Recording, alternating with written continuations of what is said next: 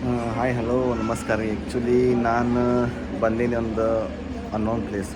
But ಆ place ತೋರ್ಸೋಕ್ಕಿಂತ ಮುಂಚೆ ನಾನು ನಿಮ್ಗೆ ಏನು ಹೇಳಕ್ಕೆ ಇಷ್ಟಪಡ್ತೀನಿ ಅಂದರೆ, ನಾನು ಆ್ಯಕ್ಚುಲಿ ತೆಲುಗು ಮೂವೀಸ್ ಜಾಸ್ತಿ ನೋಡೋಂಗಿಲ್ಲ. ಸ್ಪೆಷಲಿ ನೋಡಿದ್ರೆ ಇದು ರಾಮ್ ಚರಣ್ ತೇಜ ಮತ್ತು ಯಾರಪ್ಪ NTRದು ನೋಡ್ತೀನಿ.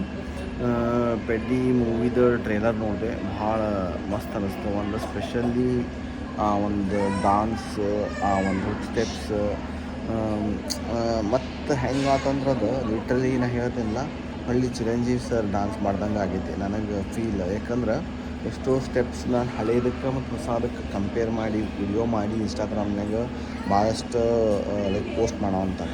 ಸೊ ಅದನ್ನು ಹಿಂಗೆ ನೋಡಿದಾಗ ಸಡನ್ಲಿ ಚಿರಂಜೀವಿ ಸರ್ ನೆನಪು ಬರ್ತಾರೆ. ಸೊ ಈ ವಿಡಿಯೋ ಮಾಡೋದು ಓನ್ಲಿ ಮೂವೀಸ್ ಅಷ್ಟೇ ಅಲ್ಲ, ರಾಮ್ ಚರಣ್ ತೇಜ ಸರ್ ಬಗ್ಗೆನೂ ಹೇಳಬೇಕು.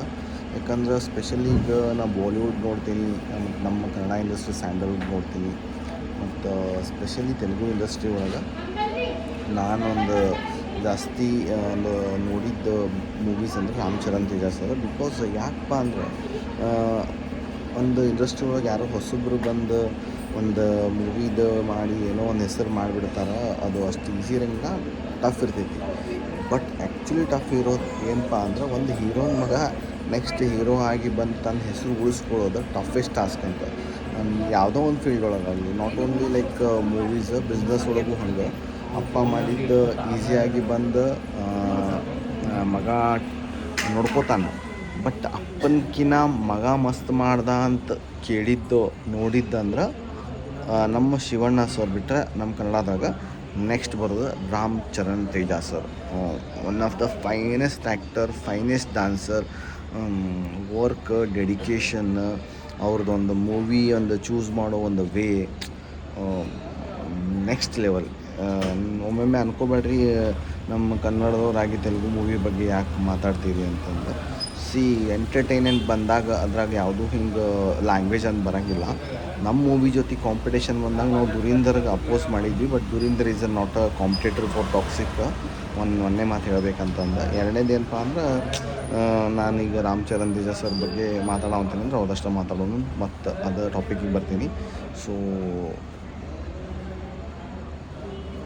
ಏನು ಹೇಳೋದಪ್ಪ ಅಂದ್ರೆ, one of the finest actor, finest dancer, ಒಂದು ಸ್ಟಾರ್ ಮಗ ಆಗಿ ನೆಕ್ಸ್ಟ್ ಅದನ್ನು ಹೆಸರು ಉಳಿಸ್ಕೊಡೋದು ಅಲ್ದನ ಅವರು ಒಂದು ಸ್ಟಾರ್ ಆಗಿ ಮತ್ತು ಅವರ ಫಾದರ್ಗೆ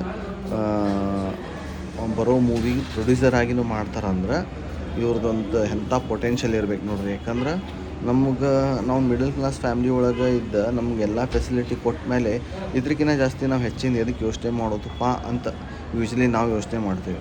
ಬಟ್ ಒಂದು ಸ್ಟಾರ್ ಮಗ ಆಗಿ ನಾವು ಹಳ್ಳಿ ಫಾದರ್ ಹೆಸರು ಉಳಿಸ್ಬೇಕು, ನನ್ನೊಂದು ಹೆಸರು ಮಾಡಬೇಕು ಅನ್ನೋದು it's not so easy. So hats off to Ram Charan Teja sir and all the best to Peddi movie. And thank you so much. Like, share, comment and follow ಮಾಡಿರಿ. ಹಾಗೆ ನನ್ನ ಕಮೆಂಟ್ ಒಳಗೆ ಹಾಕಿ ಇನ್ನೂ ಏನು ಮಾತಾಡಬೇಕು, ಯಾವುದ್ರ ಬಗ್ಗೆ ಮಾತಾಡಬೇಕಂತಂದ್ರೆ. ಏನು ಮಿಸ್ಟೇಕ್ ಆಗಿದ್ದು sorry. And thank you so much. Bye, take care, love you. Like, subscribe ಮಾಡೋದು ಮರಿಬೇಡಿ.